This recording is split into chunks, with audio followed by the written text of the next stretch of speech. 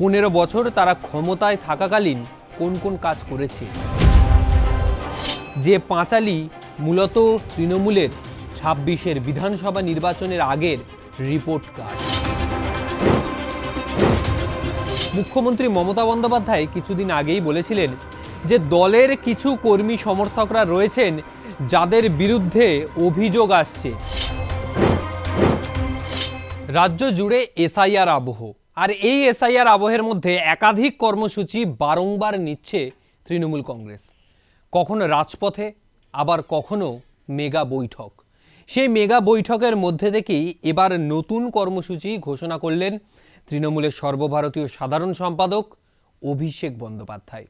একদিকে 26 তারিখ দলের 5000 নেতৃত্বদের নিয়ে, তার মধ্যে কর্মী সমর্থকরাও থাকবে, তাদের নিয়ে ভার্চুয়ালি বৈঠকে বসবেন তিনি। মূল বিষয় উন্নয়নের পাঁচালী।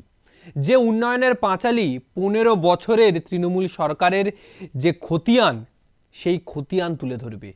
15 বছর তারা ক্ষমতায় থাকাকালীন কোন কোন কাজ করেছে, কি কি প্রকল্প সাধারণ মানুষের কাছে তারা পৌঁছে দিয়েছেন। সেটা লক্ষ্মী ভাণ্ডার হতে পারে, যুবশ্রী হতে পারে, রূপশ্রী হতে পারে, পথশ্রী, কন্যাশ্রী, বিভিন্ন প্রকল্প। শুধু তাই নয়, সেই প্রকল্প বাবদ কোন প্রকল্পে কত টাকা বরাদ্দ ছিল, কত খরচা হয়েছে, সমস্ত খতিয়ান তুলে ধরা হয়েছে এই উন্নয়নের পাঁচালীতে। যে উন্নয়নের পাঁচালী ইতিমধ্যেই বিভিন্ন জায়গায় ওয়ার্ডে ওয়ার্ডে বা বুথে বুথে ট্যাবলো করে মাইকিংয়ে বাজানো হচ্ছে। সেই উন্নয়নের পাঁচালীর গান চলছে। এরপর সেই নেতৃত্বরা চলে যাবেন আপনার বাড়িতে, আপনার বাড়িতে পৌঁছে গিয়ে আপনার হাতে তুলে দেবে সেই পাঁচালী। যে পাঁচালী মূলত তৃণমূলের 26-এর বিধানসভা নির্বাচনের আগের রিপোর্ট কার্ড। যে 15 বছরের রিপোর্ট কার্ড, কি কাজ করেছে তারা, সেই খতিয়ান তুলে ধরা হবে। এবং এরই মধ্যে থেকে একদিকে যেরকম 26 তারিখ বৈঠকে বসছেন অভিষেক বন্দ্যোপাধ্যায়, মূল ইস্যু উন্নয়নের পাঁচালী, যে কথা বললাম, শুধু তাই নয়, আরও একটি বৈঠক, যে বৈঠক কার্যত মেগা বৈঠকে পরিণত হতে চলেছে।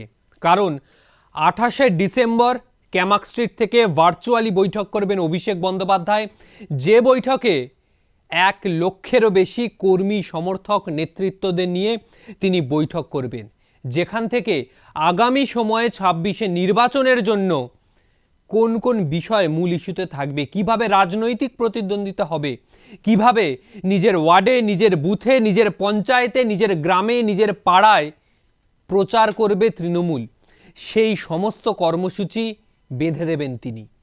এরই পাশাপাশি শুধু 1 লক্ষ নেতৃত্ব বা কর্মী সমর্থকরা নয়, তার পাশাপাশি থাকছেন বিএলএরাও, অর্থাৎ বুথ লেভেল এজেন্টরা। এখান থেকে একেবারে স্পষ্ট যে এই বিএলএরা থাকা মানে এসআইআর আবহের মধ্যে একদিকে যেরকম স্কুটিনি করছে তৃণমূল, যে কোন বুথে কতজন ভোটারের নাম বাদ যাচ্ছে, তারা কারা, তাদেরকে ট্রেস করা, সেই কাজ যেরকম চলছে, ঠিক তেমনি ভোট ব্যাংক বাঁচানোর দৌড় থেকে তাদের কিভাবে ভোটার লিস্টে আবার নাম তোলা যায়, সেদিকেও নজর দিয়েছে তৃণমূল। এবং এরই মাঝখান থেকে 2টি মেগা বৈঠক, একদিকে উন্নয়নের পাঁচালী মূল কেন্দ্রবিন্দুতে, তার পাশাপাশি 1 লক্ষ কর্মী সমর্থক, যেখানে পঞ্চায়েত প্রধান থেকে শুরু করে এমএলএ এমপি সকলেই উপস্থিত থাকবেন দলের গ্রাউন্ড লেভেলের নেতৃত্বরাও, তৃণমূল যুব হোক বা তৃণমূল ছাত্র পরিষদ, সকলেই উপস্থিত থাকবেন এই 28 তারিখের মেগা ভার্চুয়াল বৈঠকে। সেই বৈঠক থেকে একাধিক কর্মসূচি ঘোষণা। শুধু তাই নয়, মুখ্যমন্ত্রী মমতা বন্দ্যোপাধ্যায় কিছুদিন আগেই বলেছিলেন যে দলের কিছু কর্মী সমর্থকরা রয়েছেন যাদের বিরুদ্ধে অভিযোগ আসছে, যারা এসআইআর আবহে গা ছাড়া মনোভাব দিয়েছে, তাদের বিরুদ্ধেও কি ব্যবস্থা নেবেন তিনি, সেদিকে তো অবশ্যই নজর থাকবে।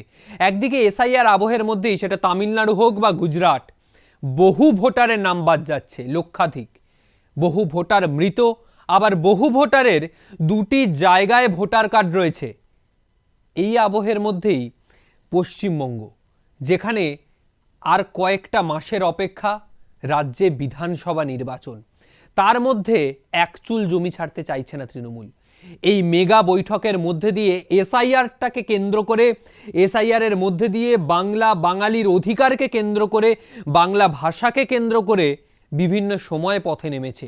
এবারও সেটা আরাক কাঠি ওপরে। এবারও এই বিষয়কে কেন্দ্র করে রাজনৈতিক ময়দানে নেমে রাজনৈতিক প্রতিদ্বন্দ্বিতা দেবে তৃণমূল। সেটা 26-এ নির্বাচনী মূল কেন্দ্রবিন্দুতে। আপাতত আজকের মতো বিদায় নিচ্ছি। ভিডিওটা যদি ভালো লাগে অবশ্যই লাইক, কমেন্ট এবং সাবস্ক্রাইব করবেন।